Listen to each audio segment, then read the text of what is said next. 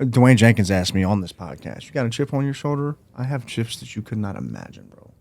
And one of them was going through that divorce. That made me level up every aspect of being a man in every way. You want to talk about humbling? That's probably more humbling than like my childhood, because I was at a point in life where it was like I felt untouchable, bro. I did. Yeah, my divorce. And then it was just Welcome to the Your Peak Life podcast. Let's conquer the summit of life and reach the apex of our potential.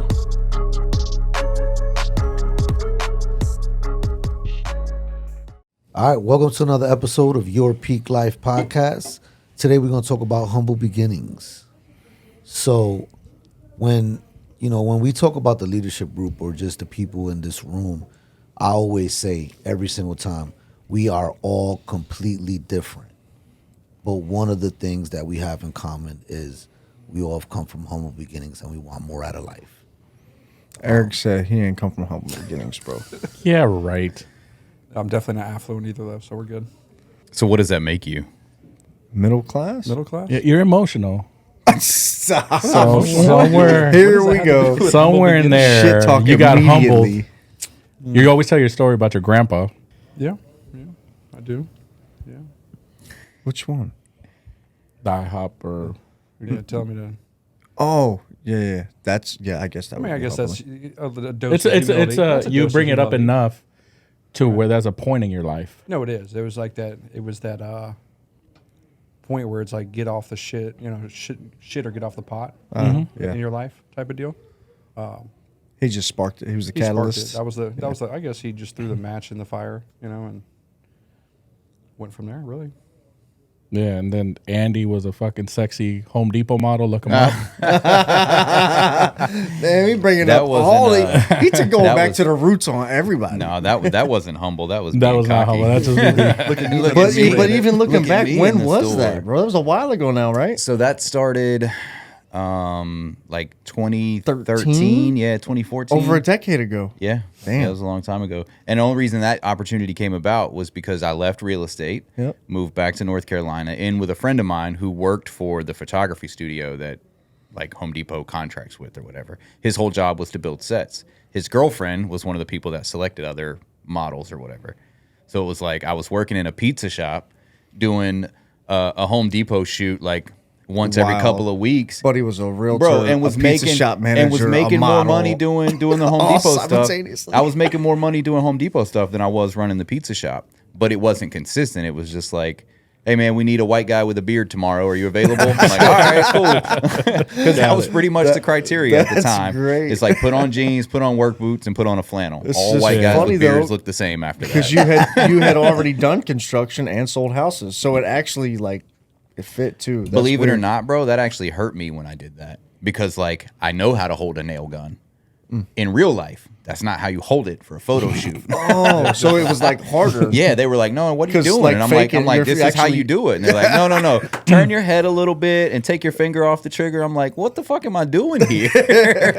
That sounds dangerous. It was my guy. interesting. No, and then Edwin was, remember It's a your photo story? shoot, not practical use, Yeah. right? You always bring up how you were Damn, the guy that would that's open and close the fire hydrants in New York for like summertime. I'm from New Jersey. You never went over the bridge, bro. Not really, bro. We didn't have money to go to New York City. Gotcha. You know what I'm saying? Like, you got to pay a toll to go on George Washington Bridge or the Turnpike. And that's not Or happening. That's not. It wasn't in our family budget. Not in the cards. You know what I'm fair. saying? That's fair. And I mean, really, North Jersey to go to New York City, there's really no difference. So it's like, why Will go people there? from New York agree with you? I mean, from the perspective of, I mean, North Jersey and New York is very much Very similar, right? very similar. Yeah. At least where I'm from in North Jersey, 5-10 minutes away from New York City. What's the time frame that you're growing up there, popping open the fire hydrant to play in the water? Because they don't do that no more. You know Wow. what I mean? So I was born in 78. So from them, Damn. So 80s, I would say late 80s to early 90s was my era. You know what I mean? Of running the streets and doing all those stills, and Yeah, I saw some of those throwback pictures yesterday. yeah. Dang. Yeah. Man, Edwin with hair, bro. Everyone with hair. For real. When he showed yeah, up, not like, just that's hair. That's a dude I've never He known. had the ball fade with the slice with the Of course he did. right. Of course he did. He's I from had a Jersey. regular Puerto Rican haircut. You know, what's old? Standard It's like issue. A vintage camera that took the picture. Yo. like, Well, it's not you a, put, like put the hood on your head. And, The pictures are fragile. you gotta take to the touch. Polaroids and take a picture of the Polaroid. Yeah, but yeah. So I grew up in a basement apartment, and I was talking to someone yesterday, and that's kind of normal. I think that was me. Because there's basements in Ohio. I Yeah, mentioned a lot of it's time like I spent in the basement. Yeah, but that's a normal thing in Jersey. Like to have a basement apartment, it's like an apartment. It's just smaller. Yeah, it's like a second house, bro. You could put a Yeah. bedroom, you could put a living room, you could put a gym, all just in your basement. Yeah. Well, we lived in the basement, then the first floor was renting out, second floor was renting out, and then the attic was also rented out. So Real city shit. yeah, real city stuff. And one of my buddies came down a couple months ago. He owns a brokerage in New Jersey, and he reminded me, he's like, "Yo, he pulled up to my house." He goes, "Damn, Snoop," because they used to call me Snoop in Jersey. I remember I used to have to knock on the basement window to come holler at you, and now I'm pulling up to this. And I never thought about it till like that's when really kind of like, damn, that's right. But it was normal. I grew up. I always tell people I'm just a regular, normal person that grew up in the city. Like I don't think I was any poorer or better off. Or I mean, nobody's father was really around, right? Most people lived in like those types of 2-family houses that have converted to 3 or 4 family houses, and everybody kind of faced the same struggles. But I don't think I never had my lights cut off. You know, we had to move a couple times, but I never missed a meal. I had Jordans. You know what I mean? Like, I didn't have. I come from humble beginnings, but I don't have a lifetime story. I was just regular Puerto Rican poor. Yeah, but regular Puerto Rican. See, poor. I What does that even mean?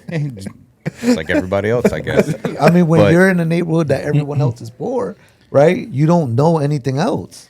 So I have constantly found myself, and comparison is not the right word, but I look at what Mike's background looks like. Like I know everything that he came through, and I look at that and I say, okay, Mike has a true like rags to riches, came from nothing, hit the bottom, fought the government. Like it's a great story, and I'm looking at myself and I'm like, damn, my story is like nowhere near as compelling as that. But you have one. But I have one. know You're what I'm right. saying? And what I've identified in doing this like kind of self reflection is like, no, I didn't have a tough childhood. Like where I was the youngest kid, my parents didn't give a shit what I did. They gave me whatever I wanted. I did whatever I wanted to do. I never got in trouble. Like all my friends, we would all skip school together. They would all get suspended, and I would get away with it. I was always just the fortunate one, essentially. You My feel that way struggle about the Navy too. Oh yeah. Oh yeah. He said, bro. "Oh, Like, yeah." Oh yeah. I played the shit out of that game. But even in the Navy, I was the fortunate one. Like to be able to do the things that I did in the short time that I was there, like it just works that way. But my struggles did not come as a child. My struggles came as an adult. Like I went through rock bottom. I went through the periods where my lights got shut off and I couldn't afford to, feed my kids. And like I went through those struggles as an adult. And that's kind of what I look at when I look at where he's from and what he's gone through and what you guys have all gone through. We were low middle class. My dad was a truck driver. My mom worked in a factory, like sorting clothes for VF, I think is what the company was called, or Wrangler. Like, and that was it. Like she would go in early to work overtime to pay for my baseball shit, but I didn't have a struggle. I had everything that I wanted until I became an adult. And mom and dad were no longer there, and then I struggled. I would still consider that humble beginnings, though. At least their example to you. If you look at what they were doing to provide for their family, right? I mean, everybody starts somewhere. Yep. And I think I was at my book club the other day, and somebody was like, basically that, I'm not special because these things happen to me. And I said, no, man, I highly disagree with you. I think that those are the exact reasons that you're special. And he was mind blown. Well, okay. So turn that back around. There are, I don't know numbers, but I'm sure there's a large portion of the population that's just like me, that didn't struggle as a kid, that had everything they wanted. Like my dad was, hypothetically, like, oh, my dad was a lawyer. Could go to any school that I wanted, and then I fell into coke problems, right? Like everybody has has their struggles, and a lot of people have it as adults as well. So like that's cool to kind of think about, that everybody's story has a story. Oh, for sure. Well, even in the perspective of like our children, right? Or everyone's story is relative to their own struggle, right? What we face as adversity, right, is different in every single person. Someone could grow up in a middle-class home and have a mother and father, but still face adversity, and to them In life. that's the biggest struggle for them. Of course. So, I mean, everyone has that. Well, most people that have done this at some point, when you're operating at a high level, something triggered you to take whatever you're doing to the next level. In most cases, whether that is adversity as a young child, whether it is, falling on your face from mistakes that you happen as an adult. You know what I mean? Because even in the Navy, I think when I think of struggle, as I heard Andy, I would 100% say I struggled more as an adult than as a child. Okay. Yeah, because I guess that's where I'm opposite, where I'm like, my childhood kind of prepared me for everything that I've experienced as an adult. That's how I feel when anything happens. This is nothing. We got it. It's no problem. And I know a lot of people don't really know about Edgar's beginnings, but I think, no, seriously, that's what we're here for, right? But I think that you do have something similar to me in a facet of how you grew up and what your relationships were like with your parents. I don't talk about it a lot because I don't. Because you're going forward, Yeah, it's something that happened in the past. I would say Mike knows, and if I've always been like, my mom's around. All you guys know my mom. Yeah. And she'll tell you the shit that I did, and I'm not proud of it. But it was what I was. That's how I grew up. And from an early age, so both parents are not around. And I'll tell you some humbling stuff. Just going to elementary school, Father, Mother Day or whatever, mom's working all day, dad can't be around. There's all these events. They're never around. They can't go. One's doing drug or selling drugs. The other one's got to work all day to put food on the table. So those days suck. Mm-hmm. They're in your mind, ingrained. Then growing up further, my dad brought over a couple of people, which now back then there was no such thing as a cartel, right? Nobody knew what that was, but it was around, even in the 80s. So growing up in LA, if your family was illegals, you weren't treated the same way as an American-born kid. So all my family they were trying to bully them in the neighborhoods. Gotcha. So we dealt with that also. So we pretty much became our own everything. Right. From the cartel to the gang to whatever. And so you see my uncles out there fighting, things like that. So, and with that comes weapons. That's just how we grew up. And like I said, there's a lot of stuff that I did that I'm not proud of now, but at the time it seemed like it's the shit we needed to do to not only protect ourselves, but also take over territory. The fittest. So put that all together, and then having a kid at a young age, that was the turning point for me. How old? 16, right? So, yeah, she got pregnant when I was 15, and then I was 16. My first daughter, JJ, was born. But I'm still doing shit or whatever, and I can't remember who told me this, but it was from her family side. So we went to Arizona to get married, so I could be emancipated and actually get our own apartments and all that, because I had money, but I couldn't move around because I got to get permission from my mom. So that's what we did, and now I could get my own place, buy my own cars and everything. But it's still dangerous to the point where, so my dad would bring the cars, park them at my place. They're full of whatever is the shipment that week or whatever. I'm holding the cars, and I got to protect those cars, whatever. And then they get moved around. So I was a target. So with that comes protection and shit happens or whatever. But then I'm just trying to figure a way out. And dad went to prison, kind of dried up. And that was also around the same time when there was this in and out. I kept running past this recruiter. And they would always see me and they would talk to me. And then that's when you end up going to the And I Navy. would say, no, I ain't going to the fucking Navy. I ain't going to the Marines. And finally, the opportunity was, like, they got housing over there, too. Like, you only got to pay for it because I'm on everything.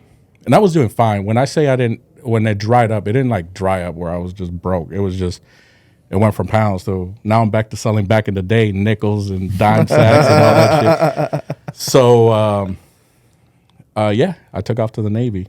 But it was really because I needed to take care of my children and the family at the time. Right. But the humbling experiences were that it was not having a father around, not having a mother around, doing some dumb shit because I wasn't educated enough. Right? It's not that I was trying to be cool. Honestly, it's just what I was around, and that's all I knew. And the Navy was the way out. And even then in the Navy, I wasn't far enough from LA, so I got in trouble. And shout out to my wife now, Cookie. I got the, 40-day restriction and all that. What is it, 45 days? And she was there every day to come visit me.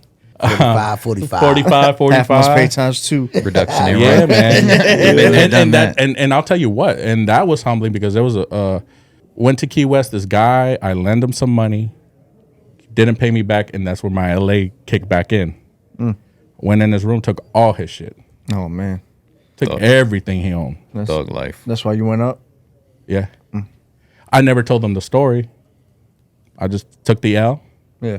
Keep moving. But as far as the command, that's also very embarrassing and humbling when it's like, you're a fucking thief and this and that. But I'm not that guy. I really am not. You look like that guy, though. Well, I will be that guy. With your stereotype looks. Yeah, so that's really what happened. The guy wasn't paying me back and whatever. So I was like, all right, I got you, partner. And I took all this shit. And I took all this shit. and went and did my 45, and it's like, shit, this shit's ingrained in me. It's okay. Yeah. This ain't nothing. But the embarrassment of coming back and dealing with the crowds of people who were my friends and associates, and it's like, I can't believe you did that. I'm so disappointed in you and this and that. And I was like, fuck, you can't continue to do this dumb shit. You got to change your ways. Yep. That's it, man. See, I had a similar situation, but I had like an opposite experience. So, when I was So you didn't pay the person back? no, no. What I'm saying He's on the is, other side of that. I got in trouble. I got arrested after I was in the Navy, and I had to go to Pennsylvania, face my charges, blah blah blah. But when I came back, it was like I was a ghetto hero in my society, right? In my circles, man, Rodriguez beat his charges, and then it just became something that's ridiculous. You know what I mean? That was the circle that I was around. When I came to the Navy, I surrounded myself around the same type of people I grew up with. Everybody was from Puerto Rican or from the hood, from Jersey or New York, and we just kind of gathered around the same type of people. So we had the same mentalities. Yeah. Right? And then, as I kind of got older and now I'm in different circles, of course, that mindset was toxic, right? But you don't know that, like you said. You don't know it's just something like societal norms, right? Yeah. And you're like, that's just the way it is in the hood. I think I mentioned to you guys, this was like a while ago, right? When I was thinking back on certain things, it's like things that you're trained to do in the hood. For me, you don't touch those shells on the floor. Never touch the shells. Like that stuff don't touch that. You don't touch Like the movies, you want to go see a dead body? Like that's the thing you do. normal shit. It's normal shit, kid shit back then. Needles on the ground, like, you know what I mean, in the projects, you know what I mean, the corner, like crackheads, dope. Yeah, and doped that's out. still going on You to this walk day. by them. Every elevator smells like piss, right? Like these are just normal things that Basic when you're- city knowledge. Yeah, city regular city shit. Yeah. Regular to us. Yeah. Not regular to everybody. But Yeah. You know what I mean? in Like, that environment, But everything's relatively everything's in retrospect. yeah. Everything for me is in retrospect. I think back and I was like, yeah, that was stupid. Yeah, what could I have done different? Why did it? And even to this day, that's why like all you guys are doing coaching and mentorship. I wasn't taught that. It wasn't, even when I joined the Navy, I was still like, mentor, fuck that, right? Like it was dumb. It really is. And that's been something that I've noticed now also in retros. Like Cookie had a mentor and she made Chief and she did really good. All you guys, right? So it's little things like that that I know that I'm going to change for not only myself, but the next generation. Yeah. Everybody around you, you know? Eric, what's South Florida like in the early 90s, bro? That's North Florida, right? I Mid was Florida. raised in Fort Lauderdale. Oh, okay. Well, I mean, I was literally Luke. one of. I was one. Don't stop, get it. That's what I think. I was like in my neighborhood. I was one of 3 white families, so like I guess it wasn't. I mean, it was middle class. Like everybody kind of same shit. Everybody was hood. Like I had cornrows, gold teeth. My man. Like Did you put out any mixtapes? Did not. You know, there I was a can't little, rap. there was a little mixtape era. I can't rap. I mean, all the friends I grew up with now are dead junkies. Same. But gold teeth is normal in Florida. It is South Florida. Yeah, like that wasn't like you were like an oddball. No, coming to the Navy was when it got weird because it was like you can't say certain things because you're white. You can't act a certain way because you're white. And it's like, all right, I'm not from Kansas, bro. Sometimes when I get really mad, it comes out, but I don't use certain language now, But a lot of robberies, a lot of home invasions. My house got robbed. Literally every summer, my house got robbed. Jesus. Some of the kids I grew up with, 10, 11, 12, had their fingerprints acid washed off. They're different down there. Like those kids, those kids are different down there. When the first time I went to jail was 14, 2 counts of assault and battery. And one of the kids I was in there with, I was 14, he was 11, and he shot his best friend. Dang. Over some, I think it was like Pokemon cards. Oh, that's Like wild. that serious. He just went and got his dad's gun, popped him off, and you're not coming out of jail after that, bro. At least not for a long time. Yeah. Well, Florida has that one, 2 strikes and then life in prison. Oh, okay. Yeah. 3 strike rule. Yeah, and if it's gun charges, it's elevated right off the rip. So, Yep. No, I mean, I did good in school. It was weird because I was super, super smart, surrounded by really dumb people.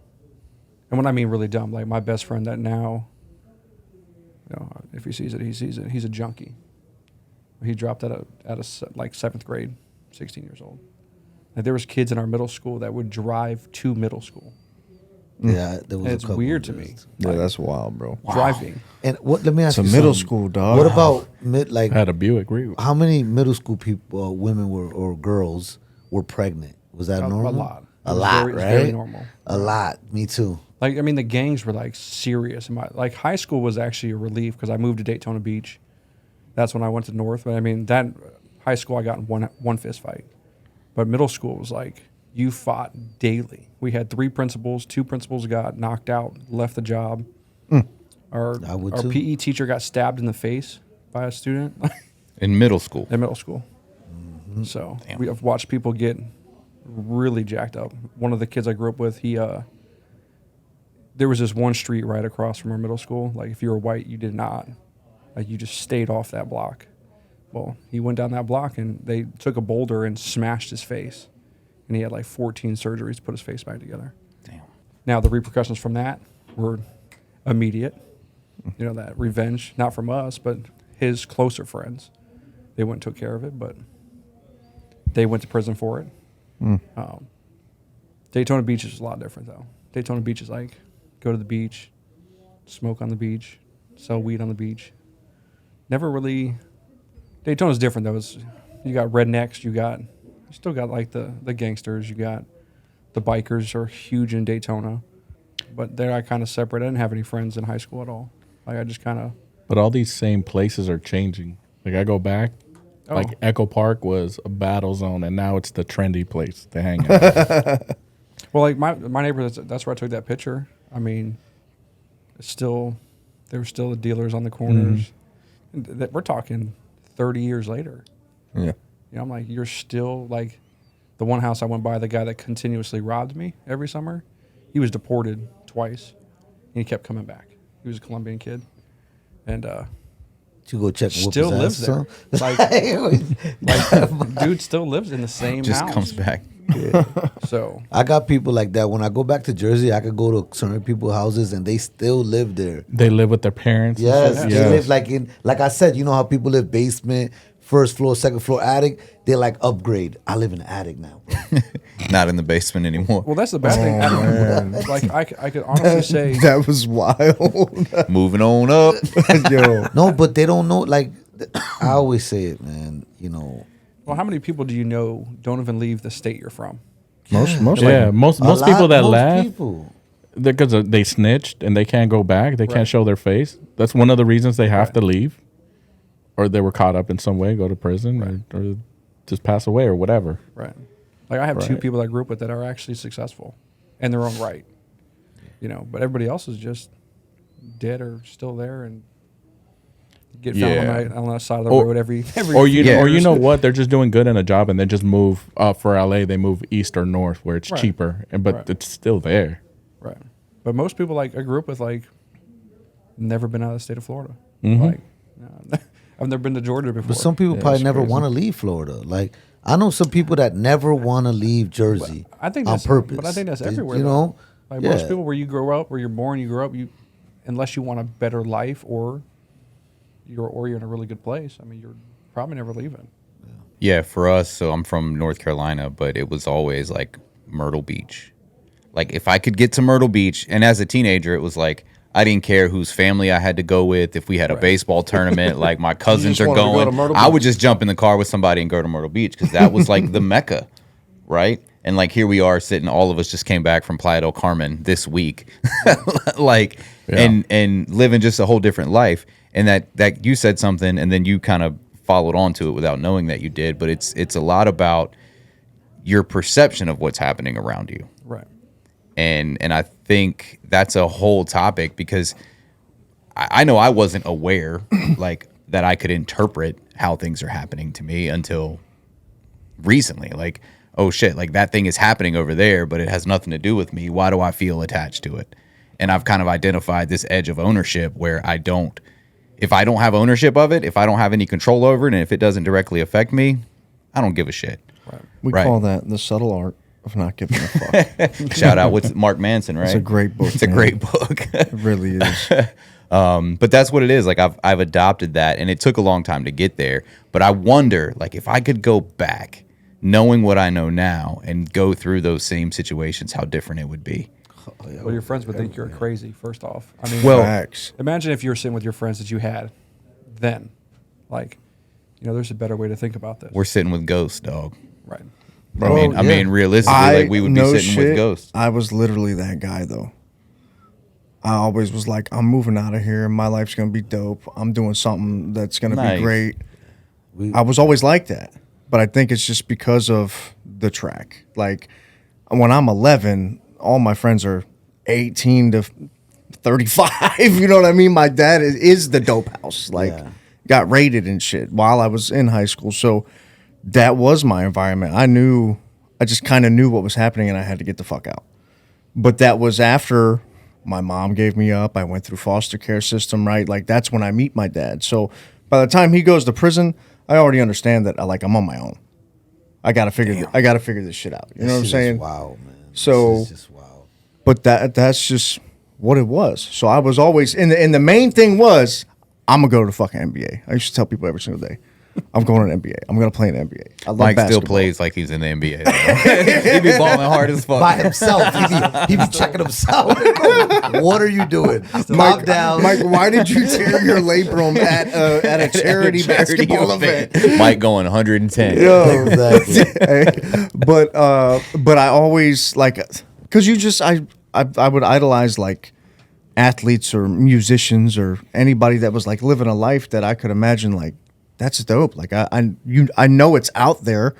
How do I go there? And much like everybody in this room, the Navy became that for me. You know, my dad was locked up until I left for the Navy. So luckily, his ex-wife adopted me and put food on the table for a few years before I decided to leave. And You know, I got a good buddy, Joe Carter. He's supposed to come down this weekend, and we would sit down on Newtown Road in our Mayfair apartments, and we would talk about the life that we are both living right now. yeah, bro. You know what I mean? And we, like, this is us 18, 19 years old, right? And me and him knew he's from Park Place, Norfolk, okay? And we're, I'm from Paterson, New Jersey. We are on Mayfair Apartments, which in hindsight, I made it. Mayfair Apartments were like really, really nice apartments from my perspective at 18. Now Right. when I look at it, I'm like, bruh, I lived there. Yeah, but I mean, it's the same thing though. Yeah. I had the conversations about the ability to be highly successful in real estate when we were looking up penny auctions in my den back in 2008, 9. It was 9. You know what yeah. I mean? When I met Eric at work and was helping him with real estate, we spoke about it then. Like, man, this could be really good. I'm like, yeah, I can't wait to get out of the Navy. But I we were- know it yeah. could be awesome, And then we both get out and look what happened.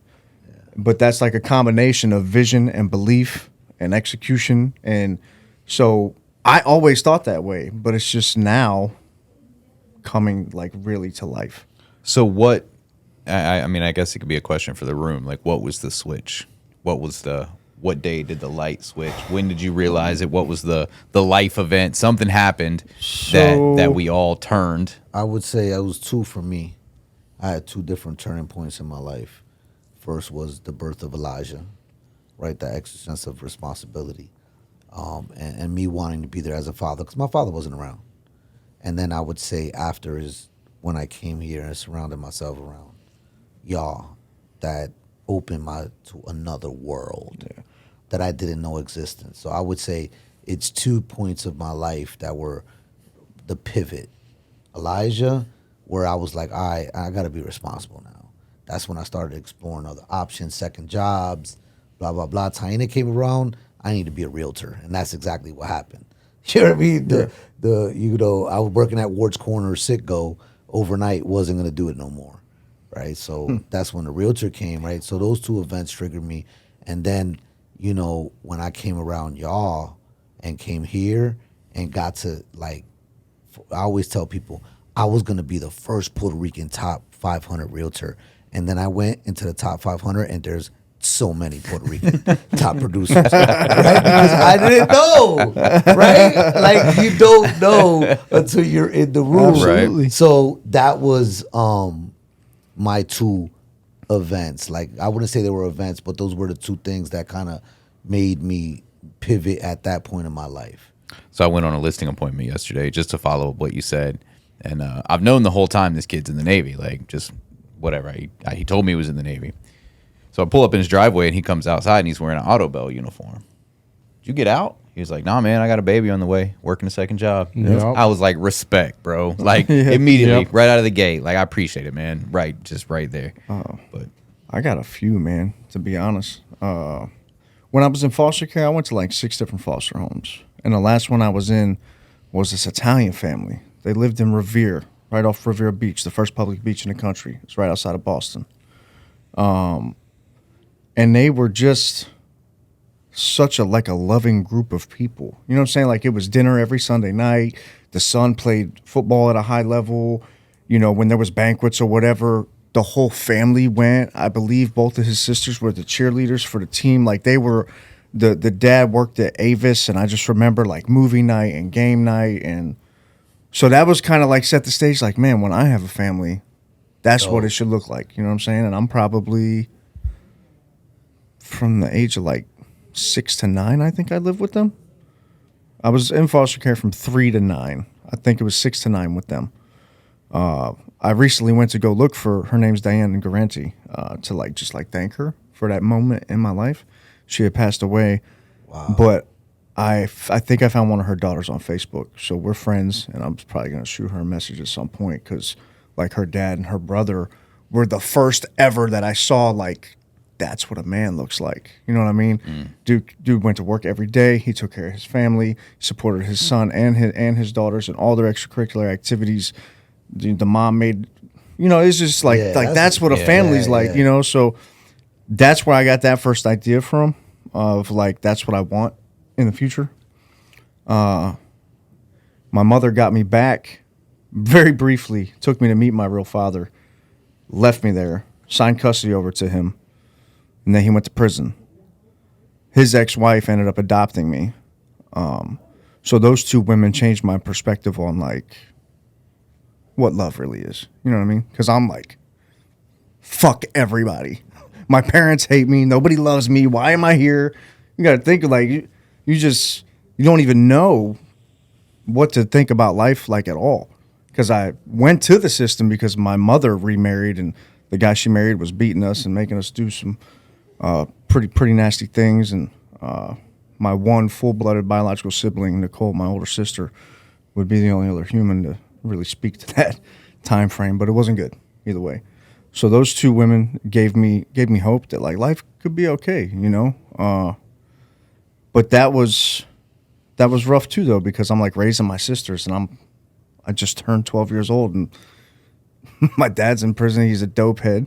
Then he gets out of prison, turns our house into the trap house, and goes back. And so that leads me to the next defining moment. I'm 13 years old.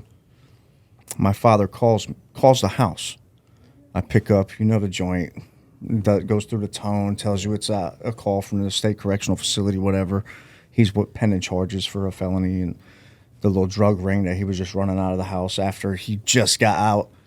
And he says, "You let my wife get with another man, bitch boy? This dude has not raised me at all, is a dope fiend and dope dealer, and is locked up because he can't get his shit together." And this is what he says to his firstborn son that he has no involvement in raising. So at that moment in time, I'm like, I'm gonna be something different. I'm gonna move real different. And then you were around for this. My biological mother, she found me through the Navy. I hadn't seen her again basically since she signed over custody to my dad at this point. It's a long time, yeah. I come back from deployment 2008. Her and her mother found me through the Department of Veterans Affairs. Reached out, and of course I'm like, hey, I'm married. I have a kid. Like, I have this career. Come check me out. She comes to meet me. AJ was like 8 months old. 8 months old. Okay. Andy's my neighbor. My biological mother starts fucking my neighbor for pills. Not Andy. Not Andy. But you know the neighbor I'm talking about. I know. Different neighbor. So she's sleeping with my neighbor for pills. Leaves the drugs on my floor where my 8-month-old daughter is crawling around. Yeah. Proceeds to look me in my face and tells me that I ain't shit, this apartment ain't shit, and she expected more of me. The same bitch that gave me up 3 times and didn't raise not one of the 5 children that she bared. So those 4 moments in my life. Didn't you pay for her ticket? I did. Yeah. I did. Yeah. I also paid for her to go back a day early. Facts. Because just like firing that client this morning, I don't tolerate unwarranted disrespect. So those were like the 4 moments. If anybody's wondering why Mike's got the motor that he's got, well, you just got a few snippets. I'm just getting started. That's the reality for me, and now they're both dead from heroin overdoses. So that's the next defining moment, because then that turned into me meeting my grandfather for the first time. Yeah. Right. That's dope. So, and even that, I walked in his house, he handed me a letter that my father penned to him just last year. "I'm sorry I never lived up to your expectations, but look at your grandson that I made." So he's like living vicariously through me. If you go look at my father's Facebook before he died, he put that he was living in Virginia Beach. So he was like just watching me, but too ashamed to try to even have a relationship with me. You know what I'm saying? But was bragging about me to his father to try to like, Match that guy. right. So that was when I came back with I got Coach Kathy. I'll double up with Coach Burt. And thanks for supporting me, fellas. Because I wouldn't be able to do any of that shit without everybody in this room. So I want to, in the future, when we ever talk about this, to lead to your last story to be the Italian story. Like the Italian family, that was a really good story. It had me up. You know what I mean? Oh, and then you want to flip it? Yes, because I was like, No, I mean that's like as you're telling Well, the story. you could still end it super happy, bro. Like, think about it. The woman that really took me in and one could argue saved my life, she just watched me at my wedding with my new wife, and that's she's right, super true. involved with my children. And, you know, they know her as grandma. I still call her mom. I just text her today, I love you. Like, it's different for me, but I'm good with that. No, I'll tell you. One was definitely my daughter being born. Oh yeah, we didn't even talk about the kids, but Yeah. One was her being born. Two was actually through her family. Mark Weisbrod, that was his name. It's her. He's married to her aunt, but this guy taught me. They took us in for a little bit because I was trying to, while we were doing everything in Arizona, and this guy taught me about some money stuff, like how to really move, just be good, you know, forget the 401ks, just everything else. And I actually got to see him at my daughter's wedding, and I got to thank him, which was great because obviously there's a strain there with the ex and everything. But when I saw him there, I got to shake his hand, tell him thank you, you know, show my appreciation. Later on was I was working for this company called Garmin Corporation. This is after the Navy. And I was doing good there, doubled their production, and they gave me an opportunity. The opportunity was to start I worked on extrusion machines and I basically setting up the whole assembly line and starting the soft shoe division. So it was just an empty warehouse and we made it into a whole manufacturing plant. Worked my fucking ass off for 6 months. You know, putting in those hours. Careful. Yeah, they get to make millions while I fucking on my back, right? Yeah. That's how I felt. Now you got to go start over. Coincidentally, that's when Cookie got orders to Japan. And that's also when that was implanted. Like, I ain't going to do shit for y'all unless I'm older. Right. You know, so, and obviously when I met you guys, right, that was an opportunity given to me. But I would say those are the big defining moments that are like kind of curved a lot of my life. Where, you know, you just get just educated and you know what's out there or what you're not going to do. That's it. There's more, but I'm cool. You just want to cry today? Right. It's all right, man. It's okay to cry. We're not into toxic masculinity. No, not at all. Maybe Eric is. No. we got Eric crying. Adam edited. Yeah, he was over there. Lip quivering. I don't care, man. I love that shit. It's real. It's real, life. exactly. Right, that's life. That's real. Yep. No, I mean, I'll say for me, there wasn't really any specific defining moments per se, as it was people. I think there were kind of some significant milestones in meeting people in my life that just made a difference. So I had a coach, actually. It's funny. Baseball? Baseball coach, yeah. Listening to Coach Burt actually kind of had me go back and probably because he talks about his... Man, he got me. And he was a basketball coach. Right? Yeah, he was a basketball coach but initially. He alludes to his baseball coach when he was young. Yeah. So I had a coach. It was actually basically like a second dad. My dad was a truck driver. He was gone 5 or 6 days a week. Like he would leave on Sunday night, drive to Texas or, you know, Wisconsin or wherever. He would come back. He'd be home a night, maybe two. So he was never really around for any of my sports. But I had a coach, my best friend's dad. His name was Kurt. And he kind of filled that role for me. And going back through listening to Coach Burt, really, he was the one who taught me how to wrestle, who taught me how to shoot a gun, who taught me how to do the manly things. And it wasn't because my dad wasn't manly. He was just out working, providing for our family. He just wasn't there. But like, man, I would live at their house the whole summer. Like every summer, every Christmas break, even to the point like I moved out of my parents' house when I was a senior in high school and moved in with them. Like it was legit. They were family. When I was homeless, they took me in. So he really defined my life at an early age. Which alongside of that, his son, also Kurt, my best friend, is who I lived with before I joined the Navy. So my friend Kurt and Matt, we had a house together before I joined the Navy. Both of those guys are dead now. Kurt died. Actually, drugs eventually took his life, but it was an 18-wheeler that hit him because he was fucked up walking down the highway. Like, yeah.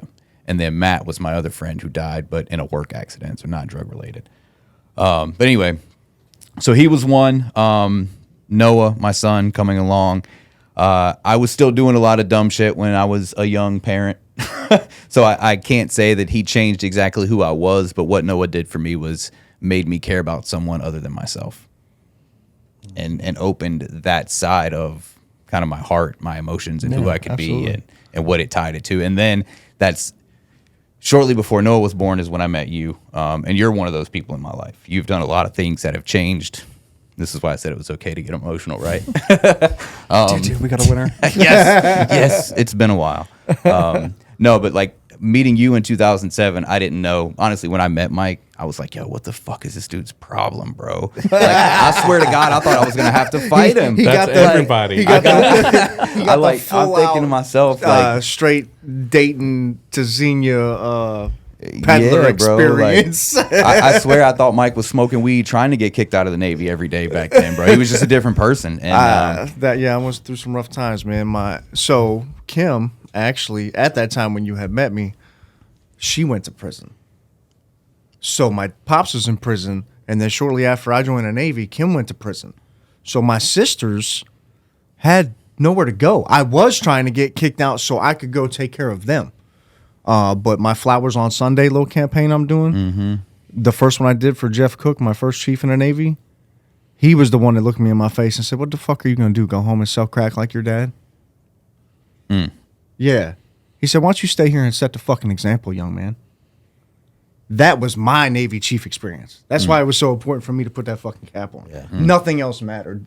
That same man put the chief hat on my head. At that moment, my Navy career was over.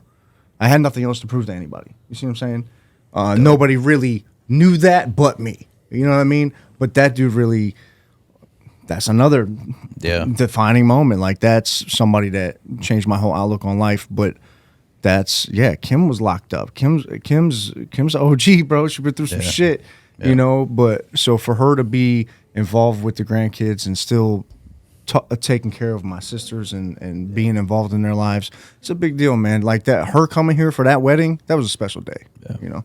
So. Yeah. Well, and back to that time in our lives, that was 2007. We had 9 people living in a 2-bedroom apartment on West Little Creek, sure bro. Did.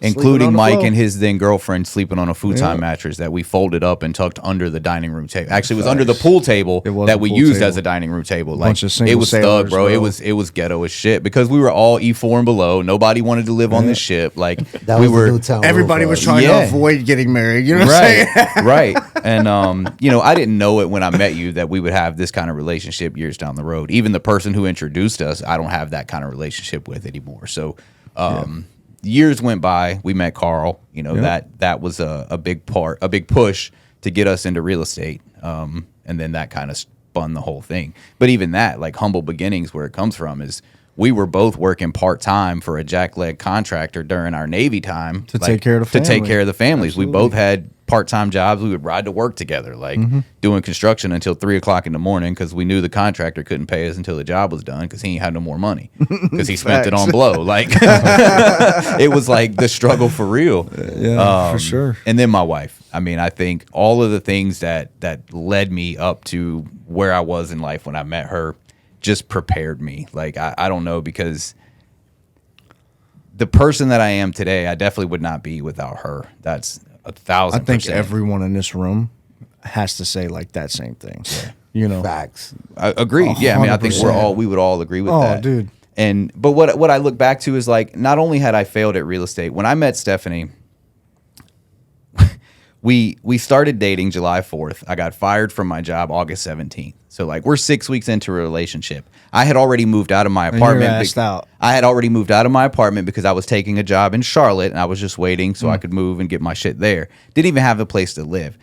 The day before my 30th birthday, I got fired. 6 weeks into dating this girl, I was homeless, and my fucking car broke down. And she held me down. 6 weeks into a relationship, she held me down. Very soon after that, I moved into her house, and then she fucking didn't even co-sign to buy me a car, just bought me a car. Like, You don't even need to put your name on it. Like, I'll finance it, just make the payments type shit. Like, held me down for real.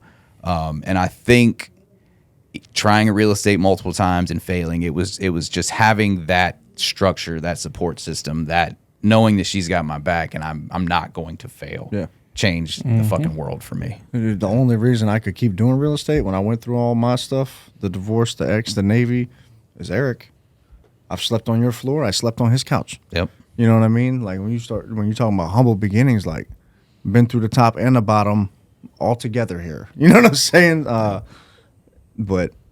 And then now this stage that I'm in, without Evie saying like, go do it. Do that, I wouldn't be like pushing the envelope like I am. You know what I mean? Like I'm pretty crazy with, like, I know I talk shit about like the idea fairy, but I'm an idea fairy as well. It's just a matter of what I'm executing at that moment and how much can I fit into that fucking bucket. Mine are always crazy, right? But again, he has somebody that can reinforce some of that crazy, because I know damn good and well a lot of what he's done is because Jackie has been behind him. Oh, 100%. You know, just like you spoke to Cookie and you could speak to Rebecca. So, does anybody want to add anything else? You got a couple? Fairy? You got a pivotal moment? I mean, I got a ton of moments, man. Yeah. I mean, obviously, like, huge in my life was when my parents got divorced. It took me from Fort Lauderdale to Daytona. Which changed the whole landscape. That changed everything in general, because up until I was in the Navy, I was on probation. Like, I wasn't supposed to leave Fort Lauderdale. I was supposed to be those guys. They got divorced. Then I said, cool. I don't like anybody. Because when you would go from, like, the hood to Daytona, at the time, Daytona where we lived was like, if you're a white, you listen to country music, you had boots. So you feel like you don't fit? I didn't fit at all. Yeah. Like, and then white guys wouldn't hang out with me in high school. Black guys didn't fuck with me because I was the white guy that's, you're a wigger. Like, oh, I know the term. I don't want to say it. I mean, but Trust me, I know the term. That's what we were called. You're Dealt like, with it every day. You know, and yeah, so that's I a was like, fact. You know what? So I got I shrunk in. You know, I like just disappeared. Yeah, it like wasn't always accepted for us to like hip hop and basketball. Mm-hmm. And, You're know, definitely not like that. not like 2024, man. It's different out Now here we're now. good. And then my grandpa on my 18th birthday told me I wasn't shit. Joined the Navy immediately. Like, I left that dinner. I didn't even get to eat my dinner steak, my birthday steak. You know. Yeah. Pissed about that, by the way. Still pissed about it. Still pissed about it. When I see him again, When did talk about it. when did you decide that it was going to be real estate? It was always real estate, right? My first command, I had a bunch of buddies that lived with me. That's a Same. great question. I love that question. Right? But it was always real estate for me, right? Like, we all lived in an apartment at Mariners Cove. And funny, I sold all of them a house since then. But we As all you lived, should. He was just planting seeds. we all you lived in this should. apartment together, and you know, I was like, man, we could do something so much more than the Navy. Now, granted, those guys are all officers, chiefs. They've done well in the Navy, and they're like, Eric, what are you doing? And I was always the guy that I would work hard. Don't ask me to do a collateral duty. He said, I'm here to do my job. But I had kids like right after my first deployment, so it was like I didn't have time. Like, I missed Brandon's birth. Yeah. Like, the first time I held him, he was 2 months old. Right. That's So I didn't get to just see like him. I missed AJ. Yeah. Obviously, the divorce, meeting Yep. you know, you sold us that house, and then I got divorced, and I was like, and that's when we originally talked about real estate, like getting into the industry was that point. But it was still That's when we met. That's When you when bought we that met. house, yeah. right. Who's got the divorce ribbon? Everybody, I think, right? Everybody No? does. Well, Andy. I just know that when we're talking about defining moments, that's one thing that definitely. Dwayne Jenkins asked me on this podcast, you got a chip on your shoulder? I have chips that you could not imagine, bro. And one of them was going through that divorce. That made me level up every aspect of being a man in every way. You want to talk about humbling? That's probably more humbling than like my childhood, because I was at a point in life where it was like I felt untouchable, bro. I did. Yeah, my divorce. And then it kinda- was just like explosion. my divorce like really messed me up. Like, bam, fucking everybody jokes him. Like, he came and pulled me out of bed, just surrounded with liquor bottles. Yeah. Like, I don't care. I wasn't going to work. Like, he's like, yo, bro, you gotta come to work, man. Like, what are you doing? You know. But- and then Good. No, I'm sorry, but yeah, no, I think it does fuck you up because, again, in retrospect, right? Looking at When the I was humble when I beginning. was, my dad got murdered, and I was getting a divorce at the same time, and my life was fucked up. Right. You got to grow through that. But I didn't You know know? that. You know, I was just Right. acting different. You kind of go through the stages of it, right? Of grief, anyways. You know, like I went to alcohol. I was like, you know what? Screw this. I started hanging out all the clubs. Yep. For years, it was just like, Changes your focus and your Right. energy, man. and then I met Jackie. You know, obviously that kind of changed things. I was still on the wild side even after meeting her. I'd like to think I've had something to do with taming you a little bit. I always tried to be the Yeah. good friend out in town. Right. Like, hey, Yeah, like you you know, should maybe probably we stop. should chill out. Maybe Yeah. we should go back to the crib. Maybe, you know what I'm saying? Like, because it's hard to manage a friend that's going through something like that. Right. Because none of us in here could like tell the other person what to do. We're just gonna do whatever the fuck we want, right? So I mean, right? You're right. But that was always hard. Like, damn, bro. Like, all right, we're gonna pack it in this time. Let's get out of here. You know. But I mean, getting that license, still drinking all the time. Like for a while, I was, Oh, then he had money. bro. And then I had money, and it became a problem. I had to go right? through the Yeah. flex phase too. You know what I mean? Then the DUI was like huge Back in in my life. Yeah. Yeah, mine too. My It was DUI huge, fucked man. me Because up. like, and then everybody was like, "Well, you could just get the breathalyzer in your car. You're fine, dude." Like, no. Like when Michael was driving for me, and bless Popa for doing that for me. When he dropped me off, if I had to get cigarettes, I walked to the gas station. When I had to go to the gym, I jogged to the damn gym. I did not drive my car for a year. I registered everything on their cookies day. But no, like I wanted, like and everybody kept asking me why. Like Jackie would like, go get the. What are you doing? I was like, this has to be painful for me to change. Right. Like I have to go through this my own way. Like nobody could tell me how to manage this DUI, I remember I gave you a couple rides to that Yeah. spot. and that changed a lot. You know, and she's really the one. Like, you know, get your shit together, or Yeah. I'm out, and you could, you know, explode yourself, do what you got to do. you Right. know? I think this company too has had a large part of like us growing up. I You know think what all I mean? of us at this Like, point. I mean, Yeah. for sure, we were just selling houses. Now One of the you've team- taken on so much responsibility that It was so you much have easier, to, bro. You Life have was- to. You have to be Yeah. that example now, right? You have to really practice what you 100%. preach. You have to lead from the Well, front. You have to. and you got to watch what you say. every day. 100%. Like that, I think. Yeah, that's you're where always I try in the to, light. Always in the light. Like- Like you said at training, was that this morning? Words matter, man. Words matter. You know. Well, even one thing that did happen, we were living, this is me and Cookie, we're dating, but we're serious. Exclusive. Is that what they call it? Yeah. But Yeah. even to dating the scene's even to the weird. point where I'm in uniform pulling a gun out on a guy. Oh yeah. But he came up to me with a knife. But he's trying to be a gangbanger, Wait, and was it I'm an like, upper? you don't know who you're messing with, right? You'd be justified then. I mean, I'll say me and Mike took some rides down 95. Just But like shoot but anybody, like think bro. about that. I'm in the military, still trying to be a little gangbanger, right? Or to an it's extent. And everybody, if you've been on a big ship, or I mean, I don't know if it's the same on small boat. I've only been on the big ships, Yeah. but that's like a rolling prison. Like, Yeah. Dude, there's some, 100%. I tell people all the time. exactly what do it not is. get it twisted. There's some straight certified gangsters in the military. Yeah. Oh, two of Like, my best don't friends from get- high school, bro, got federal charges for running drugs across state lines while they were Yeah. on active duty. Yeah. Like, yeah. I remember when people would come in and be like, well, the judge said I could serve my sentence or serve my country. You remember that little stretch? There's like people that Right. they were put their putting crimes away to criminals- go serve in the Putting military. criminals in the military. Yeah, so Yeah. don't Well, be but that's- confused. well, and that's like what's bad about that is that's like society's view on our military, right? We're like we couldn't go to college. I mean, a lot of chances it's pretty accurate. You know, a lot of the Yeah. misfits. Well, but here's the thing. Go there, though. but- if you think about the people who joined the military, right, like in the basic sense, I would say 90% they didn't have other options, right? Because if you did, you would probably explored it.